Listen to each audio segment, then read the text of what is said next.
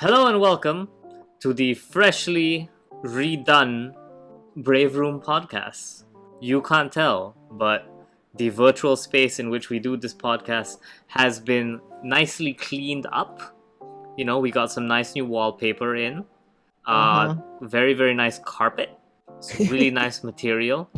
Okay, so hold on. Just one thing, right? So I studied in the UK for a year, and one thing I do love about it is that every floor there is carpeted.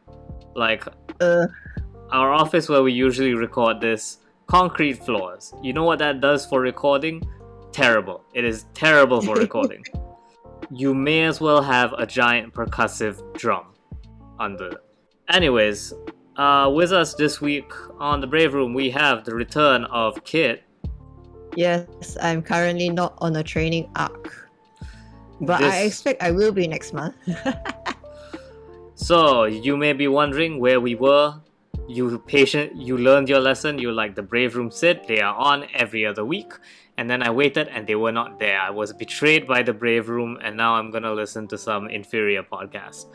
Well, if you missed our New Year's special, we announced that, hey, we're making some changes to the Brave Room. Instead of giving you one middling episode every 2 weeks, we're going to try and give you one slightly above middling episode every month now. Because, let's be real, we are juggling a lot of plates right now in the air, and so the podcast has to dial back a bit so we can continue accommodating all those plates. So, with that in mind, the new mission of the Brave Room, we're going to talk about some stuff that happened this month. Now that housekeeping is out of the way, the original plan was we were going to write down stories as we covered them over the month and then come back to you to report on them. They wouldn't be the most timely, but it'd just be like, hey, don't you remember what happened this week, this month? In case you missed it, trademark. Kind of stuff, yeah.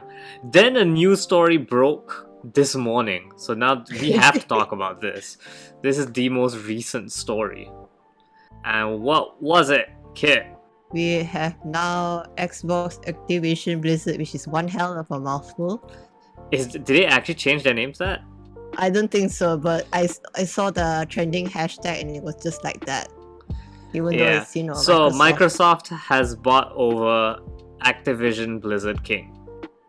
And it is the wildest thing. And my favorite, today's dystopic tweet of the day goes to, and I can't remember the specifics of it. Like, I've lost the tweet already, lost to the ether, but it was to the tune of congrats to Activision Blizzard for having a sexual harassment scandal so bad that it lowered their share prices just enough for Microsoft to buy it. And now Bobby Kotick is getting a huge payday as a result. And the funny thing is that payout, that whole acquisition thing is still more expensive than a whole lot of other game companies worth, but It is the most expensive acquisition in the industry right now, which is weird because I wrote that exact same article literally 2 weeks ago when Zynga was bought over by 2K. I guess that's just some kind of curling of the monkey's paw. That's not how the expression works at all, kid. Like, what was the wish? I don't know. Maybe it crash and burn, but we can't always have things go our way.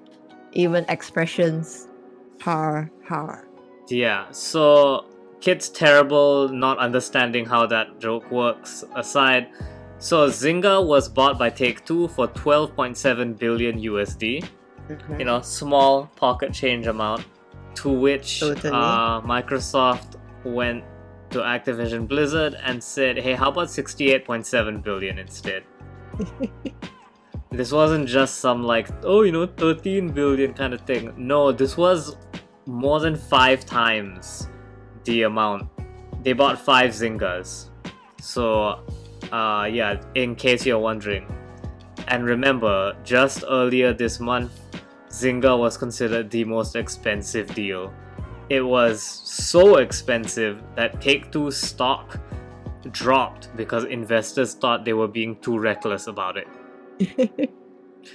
imagine and now it's not even the most lavish spending. There's one expensive PR move, I suppose. How's it a PR move? Well, the whole supposed, hey, look at the positive side, these people still have jobs, we can kind of rebuild from the ashes, blah blah, but our dearest Kotick still has a lot of money that people think he probably doesn't deserve, but that's the kind of thing. I don't know, just the brain doing the old funky. So yeah, basically that's a lot of money, but on one hand, like, while the number is definitely much bigger, it also comes down to what the hell Microsoft bought compared to Take-Two, because Take-Two just bought Zynga, which is a big casual game publishing company, whereas Microsoft bought Activision Blizzard King, which is one of the largest game companies in the industry and is made up of 3 arms, which is, Activision for your Call of Duties and studios that used to make other games but now make Call of Duty. Blizzard, games that use, the studio that made a bunch of beloved games before all their directors were outed as creeps or left the company because they realized that the people above them were outed as creeps. And King, who makes your mom's favorite video games. Like, that's the thing, because we always talk about it as ActiBliz, like Activision Blizzard. People forget that King is still pretty huge. Like, Candy Crush makes a lot of money, and all without having a ship girl with massive badongas. So, yeah, that casual game market is pretty damn big, even if people don't think much of it. Yeah. So, and that's the thing, right? And a lot of it comes down to research, I would imagine. So, like, so in the case of King, like, they'd probably know something that we haven't even thought of.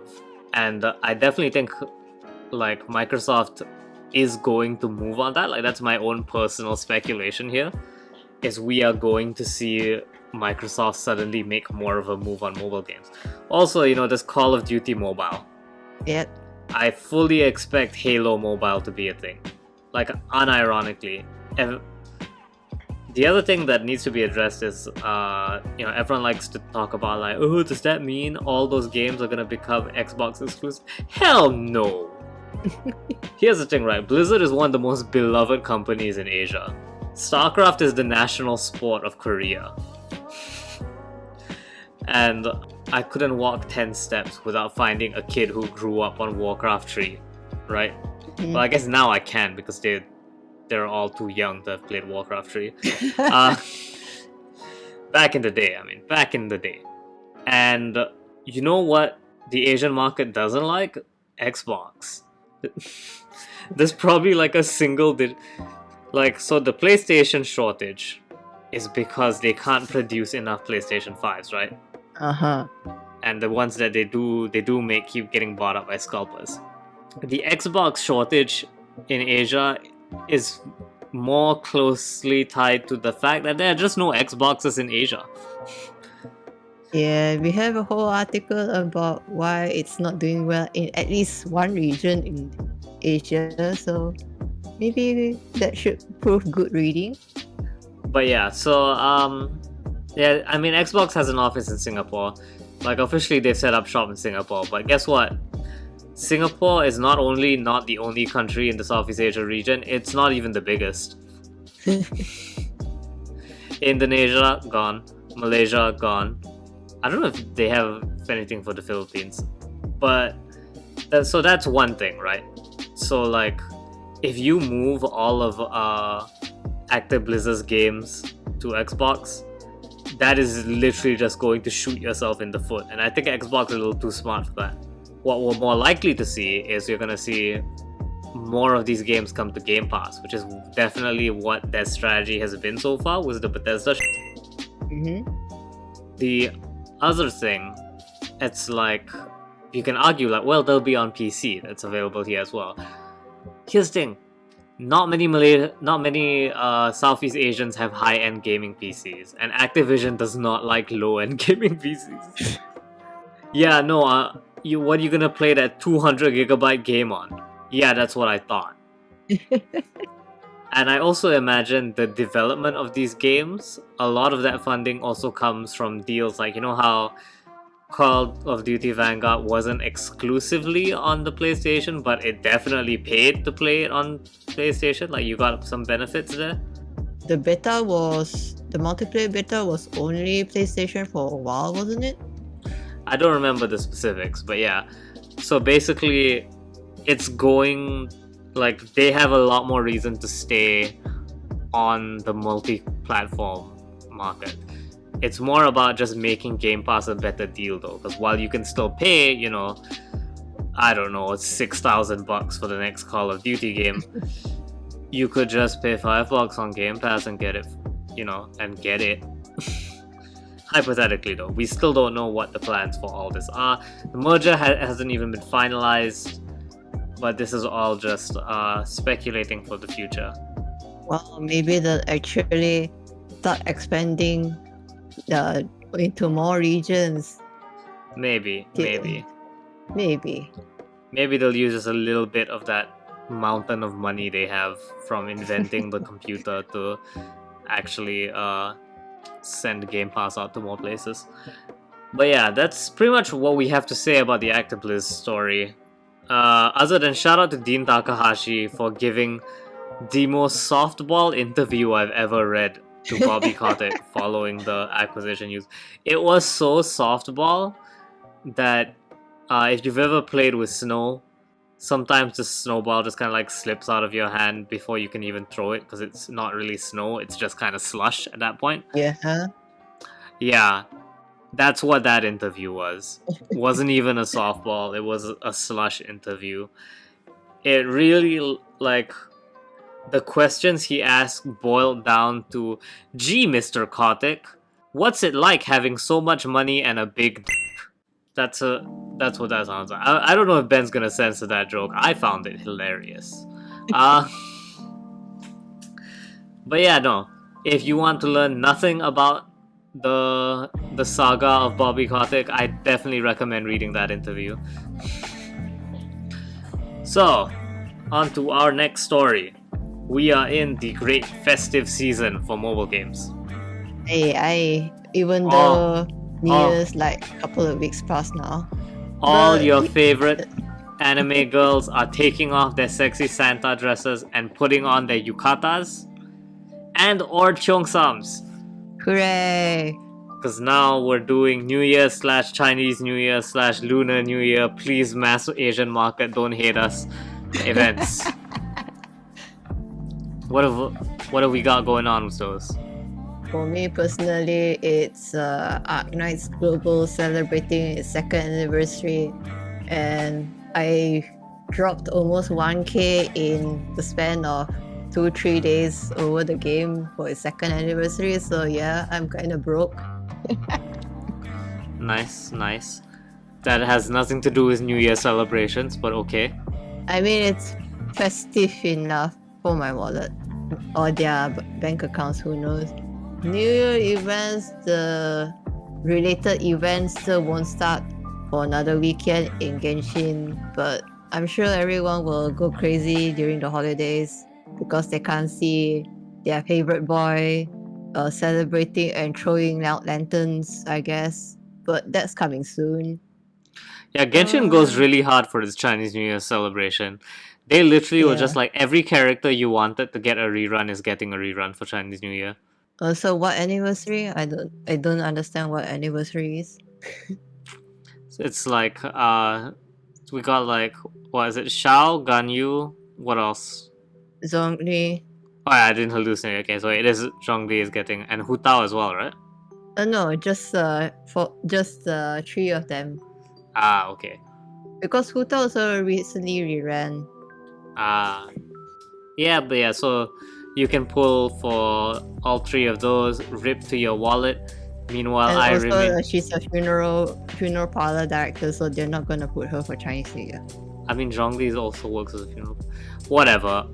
I'm not having this argument with you. But yeah, the truly faithful though will wait for our fox mommy coming in about like 6 weeks or whatever. I think a month or so. Yeah. Listen, I don't care. Here's the thing, right? After you spend money on a gacha banner, when you see all these people being like, no, but if you do your commissions every day, you know, at the end of the month, you'll have a 10 pull, and then if you buy the monthly card, you get a second 10 pull if you log in every... This is nothing to me anymore. I look at it with the same scorn as people who say like, you know, oh, if you just don't buy coffee every morning, you too can one day afford a yacht 500 years from now after you've artificially enhanced your life to work on the capitalism. This is, no. I will just buy the gems when I want to pull for the banner I want. And any other free gems I collect along the way from MiHoYo's possible blunders. There is no reason to dig around in the dirt for maybe enough primo gems. But yeah, well, let's see. I gotta give Pokemon Masters a quick shout out for their New Year's stuff. The Cynthia thing? No, that was a story related thing. The New Year's stuff, like they had like, you know, characters in yukatas. They also had like Leon and I think not Sonia, Nessa, in Christmas outfits as well. Like that game pushes out new banners so quickly, and yet I joined the subreddit recently as part of Operation Cynthia Watch. Yeah, no, like somehow they still have not included characters people actually want. Guess it's more profitable. Hey, look, your sort of faith of moneymaker cash cow is in a new outfit. Please get this first. Thank you. But yeah, no. So, what's her name? Lily from Sun and Moon. I think she has like the most costumes right now. It's wild, absolutely wild. Good for her, I suppose. But yeah, did you actually have any more New Year stuff, or were you just using that as an excuse to show Arknights? Sure, partially, but also remember to pick up your stuff from the Alchemistas Miss Kobayashi's collab, because there's a whole bunch of free pulls, and Fafnir is pretty relatable, you know? No, Fafnir is the best. Looks so tired. Fafnir is the best character in that entire game, in the entire series. Yeah. I pretty much tried to speedrun ascending him because, like, damn, don't bother me. Please just give me some games and books to occupy my time and just leave me alone. Like, goddamn, big boot. Yeah, you've never watched Kobayashi, right? I have not. Yeah, no. Okay, so do you know what his whole shtick is? Isn't he like kind of a death-related thing? Okay, so all the dragons are they're all like different archetypes of dragons. So Toru is like, you know, the classic dragon. Lukoa is like literally a god. What's her name? Elma is a sea serpent. So Fafnir is the typical horde dragon. He's a dragon who spends all day in his cave guarding his horde and curses anyone who comes near him. So yeah, when he comes to Earth, it literally translates into hikikomori lifestyle. So what? I want that too. And because dragons don't need sleep or anything, so like he literally like excels at that lifestyle. His roommate is Kobayashi's like co-worker, and he just sits at home grinding MMOs all day and going to like cons and a wonderful life. Yeah, it's great. Also, he's voiced by Daisuke Ono. Yeah. So yeah, no, he legit is best character. I find it so funny how he has to be awkwardly inserted into any dragon made promo materials, because they're like, well, you're not actually like, we don't really want to market you because you don't have a massive rack, but you know, we'll try. We'll see what we can do. Yeah, he's a free 4-star in the event, so yeah, just get him.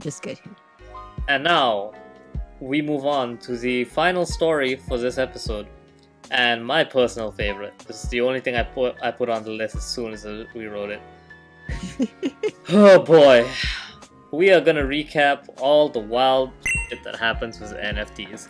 If you don't know what an NFT is, imagine if someone dug through the trash, pulled out a receipt, and said, "This is worth $2 million, buy it from me," while burning the last orangutan on the planet to death.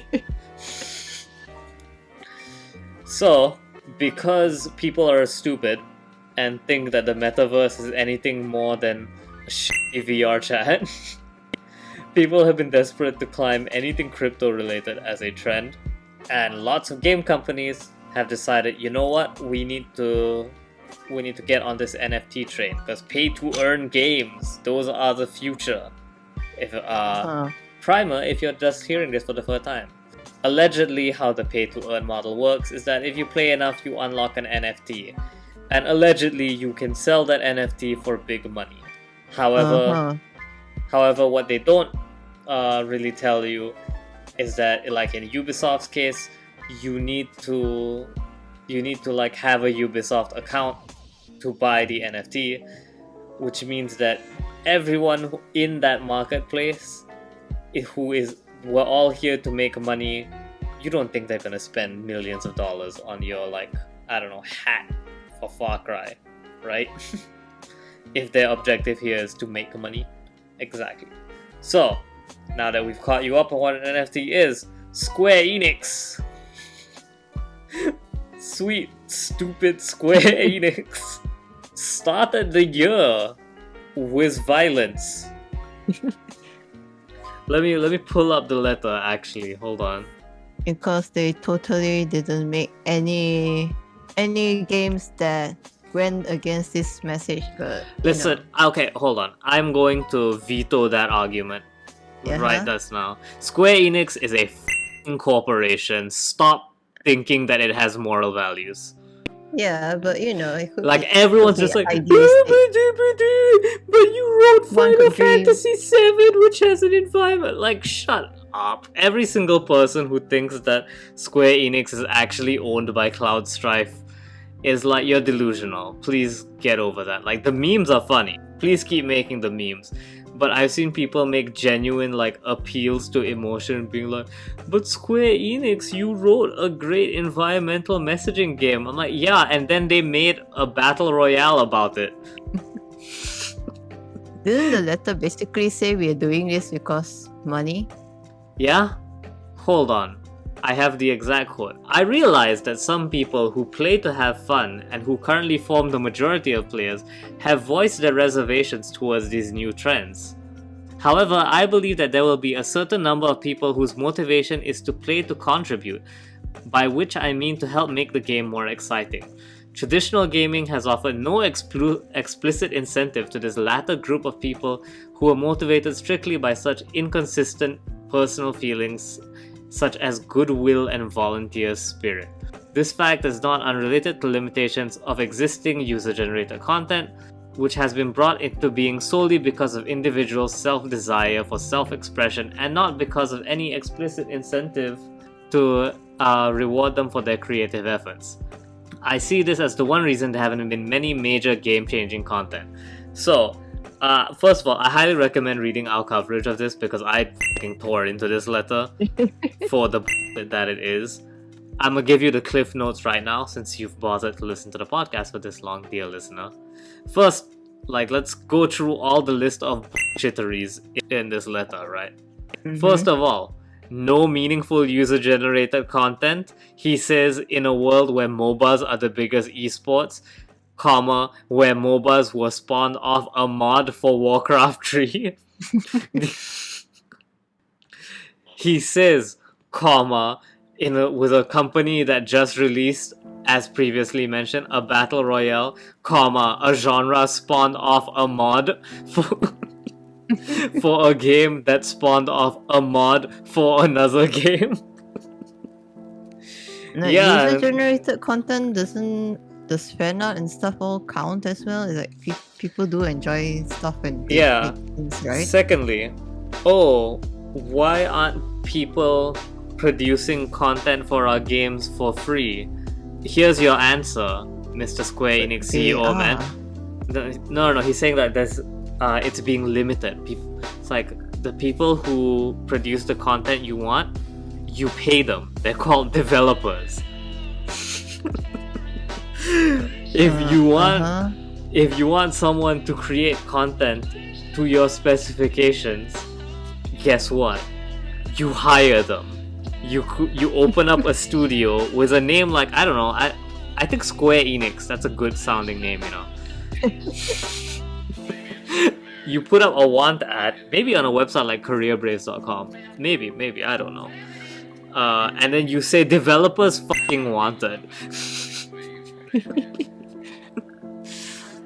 The idea that people aren't like that somehow people who don't play your game because they like it are more valuable for whatever reason is just asinine. It's completely asinine. Do you know how Final Fantasy VII changed the porn industry? Like, I'm no historian, but I would argue it's probably one of the earliest games to have as much porn as it did back then. They didn't do that for money. So yeah, no, that's dumb. And like, it's gone to that level. We've largely stayed silent on the NFT stuff. But I think it's getting to a ridiculous point where we do need to talk about it. Shout out to Mike Shinoda, the fucking dumbass, who believes that if you own an NFT of something, therefore you should be allowed to port it into other games. Because but you see, this is how the metaverse will grow. And actually, he does not mention the metaverse in his thing. It's purely just about NFT ownership. Okay. Yeah, this is because not it's even a plus point I can give him. A big one. Because it's a helmet that you own, because it's an NFT minted to you, therefore you should be able to move it from Minecraft to Fortnite to Call of Duty. If I remember correctly, that was the example he gave. To which every game developer in a 500-mile radius went, "That's not how that works, Mike." Seriously. Here's the thing, right? Some game studios can't even be bothered to pay their developers to work on their game. Quote, see all the publishers who fire staff before a game launches. And now, here's this jackass from the early 2000s who read a tweet one time and suddenly thinks now that game developers are going to help port assets from other games. Like, that's a very special kind of stupid there at play. Reads a 280 character summary. I understand the universe now. I've unlocked it. And then here's the other thing, right? Like, even technological limitations aside, what makes you think companies want to support this? Sakurai has talked at length about... Well, he didn't talk at length, but he did mention the logistical nightmare of getting Sora into Smash. And that was between 3 companies. Do you really think any company is going to turn up the chance to just price gouge other companies to include their thing? That's not how that works, Mike. But I got money and this pretty NFT though. And then we also have Dear Konami with their Castlevania NFTs that no one cares about. Here's the But thing. apparently somehow sold out. Oh, I can tell you how that happened. Insider trading. Guess what? All you have to do is have one employee buy all of them. It's a reported... This isn't me being conspiracy theorist, by the way. It is a reported phenomenon that is exactly what NFT peddlers do. Because they want you to write the headline of, this NFT sold for a bunch of money. So they just trade it among their friends to generate the headline and generate the value, essentially. Because if I sold you a peanut for $50 bajillion, do you know what you buy? Another peanut. No. You bought a peanut that's worth $50 bajillion. Like, I sold you an ordinary peanut, but you bought a peanut worth $50 bajillion. And when you go, you tell people, hey, guess what? I have a peanut worth $50 bajillion. What are they gonna pay you for that? $2? No, they're gonna pay you 50 bajillion and one. So yeah, no. This is freaking stupid. And that is why that, like, any kind of NFT related story that usually involves NFT selling usually has something sketchy going on under the surface. So yeah, I can't wait for the spam box to fill up with more NFT PRs. Yeah, no, hey, NFT companies, go take a hike. But yeah, no. Also, yeah, Ubisoft Quartz, that went up in flames, huh? Haha, haha, haha. No one bought those. And Stalker announced that NPCs in Stalker would be NFTs. Then everyone told them to fuck off. And then they said, okay, we'll remove them. And then they announced Stalker 2 would be delayed. You can't tell me those aren't connected. Oh man. Oh yeah. So yeah, we'll probably come back to the whole play to earn model is bullshit in a future episode. But just want to I think it's important that all this happened in January because this is going to set the tone for the future. Everyone wants to ram the metaverse into everything. Everyone wants to squeeze NFTs into stuff.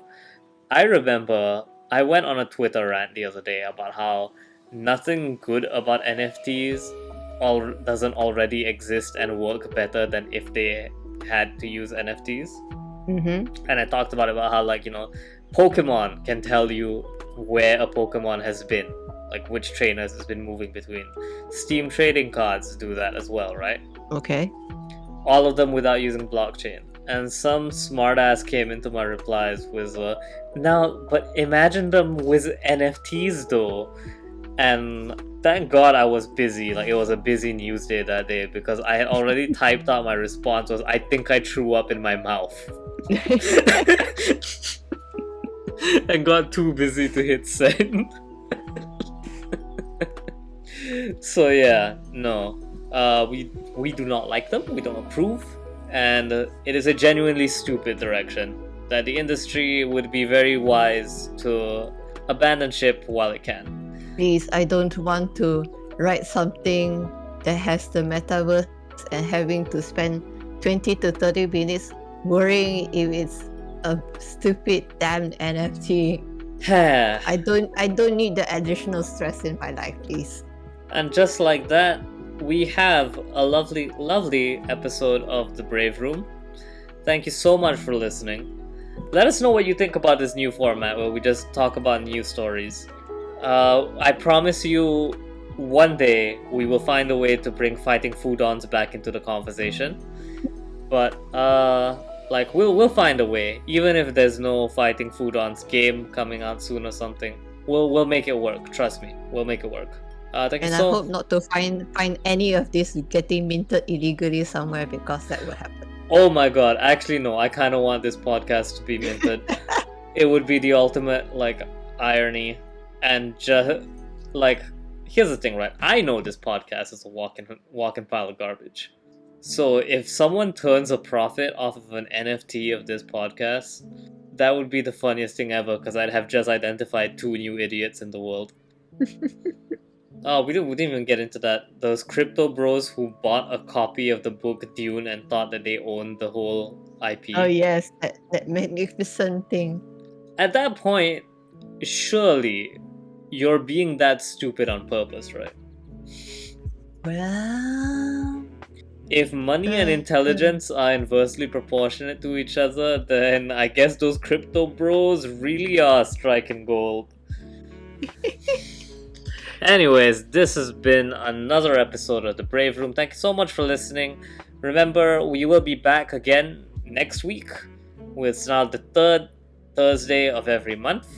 Unless Ben couldn't get this episode out on time. So, whatever. Thank you so much for listening. And see you next month, guys.